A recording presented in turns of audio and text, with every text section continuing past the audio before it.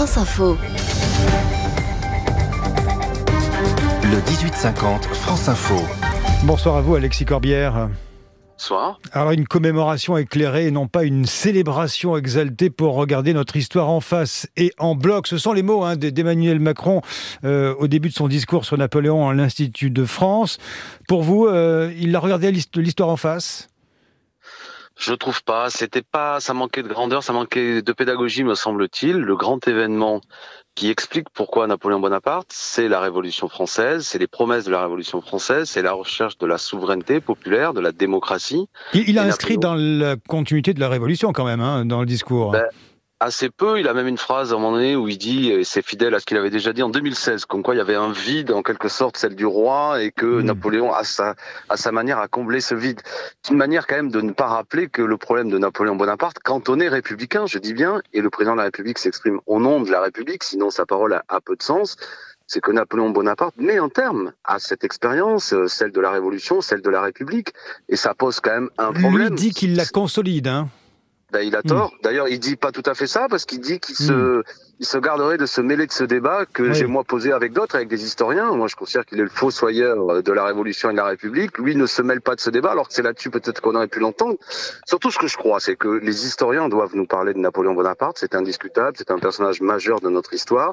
Mais ce dont nous avons besoin aujourd'hui en 2021, c'est de consolider, une fois de plus, même 200 ans plus tard, ce qui était la promesse de la Révolution française. Et mais Napoléon Corbière, vous dites est une réponse autoritaire à ces promesses. Alors, il ne faudrait pas que le bonapartisme reste d'actualité, en quelque sorte. Il le dit, le chef de l'État, quand il dit Aigle et Ogre, Alexandre et Néron, l'âme du monde et le démon de l'Europe, il y a quand même une dose de critique. Qu'est-ce qu'on retient de tout ça ? L'aigle ou l'ogre ? C'est quoi le sujet ? Qu'est-ce qui fait sens ? Il y a les deux.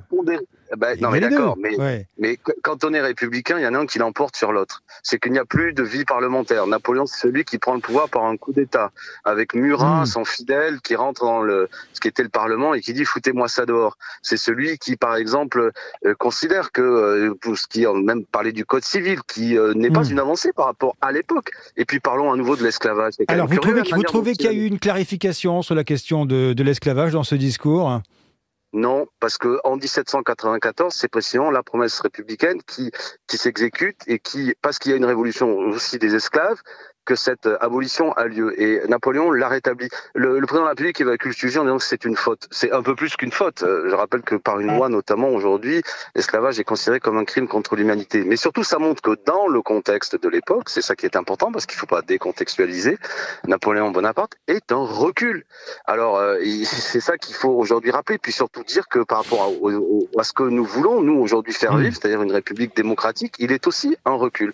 Car le pouvoir autoritaire, basé sur un pouvoir militaire, un pouvoir concentré sur un seul homme, ça n'est pas ça que nous avons, à continuer. Alors que Napoléon, que son histoire soit connue, et Jean Tullard, par exemple, l'historien qui a pris la parole, si vous avez écouté, était beaucoup plus subtil. J'ai trouvé qu'il était beaucoup plus subtil.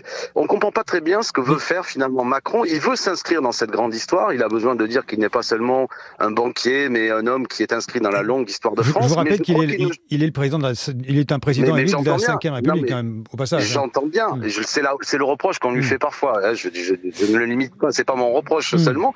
Mais vous savez, il utilise l'histoire souvent en utilisant des figures pour dire qu'il est un peu dans la continuité de la grande histoire. Mais je trouve qu'il fait des maladresses. Vous savez, le fait qu'on discute et qu'il y ait une controverse sur Napoléon, c'est très républicain et très français. Je rappelle que lors du premier centenaire, en 1921, le président Mitterrand n'avait pas voulu rendre hommage à Napoléon. Et donc, ça manquait finalement, j'ai trouvé, de finesse.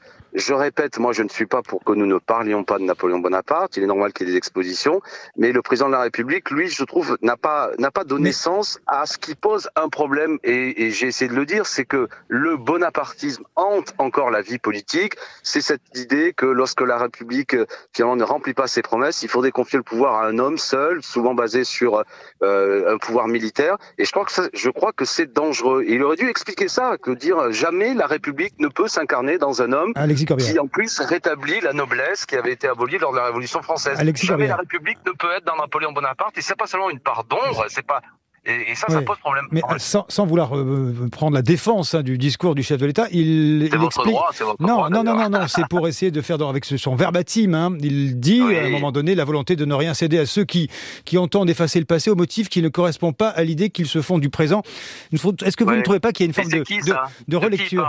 De qui il parle? Qui veut effacer le passé? Il invente des adversaires qui n'existent pas. C'est ça qui m'amuse. C'est qu'il invente qui veut effacer le passé. Pas moi. Moi, je veux parler du passé, de tout le passé. Je veux que notre passé ne soit pas basé sur une propagande napoléonienne et sur des légendes et sur cette histoire comme quoi on a besoin de grands hommes. Ça, c'est transformer l'histoire. C'est lui qui, en vérité, veut effacer le passé. Vous estimez qu'il parlait de lui-même en creux, en filigrane, comme certains ont pu l'entrevoir? Parce que j'ai trouvé qu'il y avait ce côté quasiment Napoléon, à l'entendre, c'est un self-made man, il a parlé de la volonté politique et que ça devrait nous inspirer. Mais Napoléon n'est que le produit d'un grand événement qu'est la Révolution française. Ça aurait pu être un autre à l'époque. Ceux qui ont porté Napoléon au pouvoir, par ce coup d'État, ils pensaient au général Bernadotte, au général Jourdan. Vous voulez dire quoi? Que n'importe qui aurait pu être Napoléon à vos yeux? Ben oui, parce qu'on cherchait à ce moment-là un sabre. Du moins, ceux qui ont fait le coup d'État de 1799, il y avait des politiciens, il y avait notamment Lucien Bonaparte, le frère de Napoléon, cherchait un militaire parce qu'il voulait rétablir un ordre social très particulier, souvent au profit de ceux qui étaient des hommes d'argent et qui en avaient assez que le peuple se soit mobilisé et ait des exigences sociales. Et c'est ça, je le répète. En 2021, connaître Napoléon, c'est dire attention, ce danger de ce que j'appelle la tentation bonapartiste qui revient souvent, qui est souvent revenu dans notre histoire. Le général Boulanger, Napoléon III, la Ve République, Alexis Corbière. Et la Ve République elle-même, à un moment donné, ça c'est dangereux si on n'explique pas de quoi on s'inspire d'abord. Qu'est-ce qu'on veut faire aujourd'hui? En tous les cas, Alexis Corbière, vous êtes un féru d'histoire, ça s'entend. J'ai une dernière question parce que l'heure tourne à vous poser. Pour revenir au présent, les Hauts-de-France, vous faites l'unité à gauche, mais vous n'êtes crédité que de 17%. Il y a Xavier Bertrand, Sébastien Chenu qui font la course en tête. Éric Dupond-Moretti qui entre en piste pour La République En Marche. Comment est-ce que vous comprenez cette marginalisation de la gauche, y compris quand elle s'unit? Que justement l'unité n'est pas la seule réponse et la seule condition. D'abord, c'est la clarté, sans aucun doute, et aller chercher des abstentionnistes par des propositions fortes. Ça doit faire méditer tous ceux qui n'ont à l'heure actuelle que à dire unité, quel que soit le contenu. C'est pas la bonne idée. C'est pas la bonne idée, selon vous. C'est pas l'unique condition. Et les millions d'abstentionnistes, les milieux populaires veulent une réponse claire sur des questions sociales, démocratiques, écologiques. On en revient un peu à la discussion sur Napoléon Bonaparte. C'est-à-dire, il faut d'abord un programme, un grand horizon pour le pays qui s'inscrit dans ce que veut le peuple, c'est-à-dire plus que jamais être écouté, pas méprisé. Et c'est pas parce qu'il y a une addition de logos que ça suffit. Et c'est la raison pour laquelle Jean-Luc Mélenchon fait campagne sur le fond, sur des propositions sans programme clair et sans un grand projet pour le pays, celui du partage des richesses, celui d'autres institutions. D'ailleurs, on en revient à la discussion sur, là encore, Bonaparte. Il faut une 6e République, il faut arrêter de concentrer les pouvoirs sur un seul homme. Comme ça, on ira chercher les abstentionnistes. Si ça se passe mal dans le Hauts-de-France, peut-être, et ce que je ne souhaite pas d'ailleurs, c'est pas terminé. Pour ce qui est de l'élection présidentielle, il n'y a rien qui est perdu d'avance. Il faut aller chercher les milieux populaires. Voilà. Merci. Et ça reste un grand programme d'actualité. Merci de m'avoir donné la parole. Merci en tous les cas à vous, Alexis Corbière, député La France Insoumise de Seine-Saint-Denis et porte-parole de Jean-Luc Mélenchon, d'avoir été l'invité du 1850 France Info.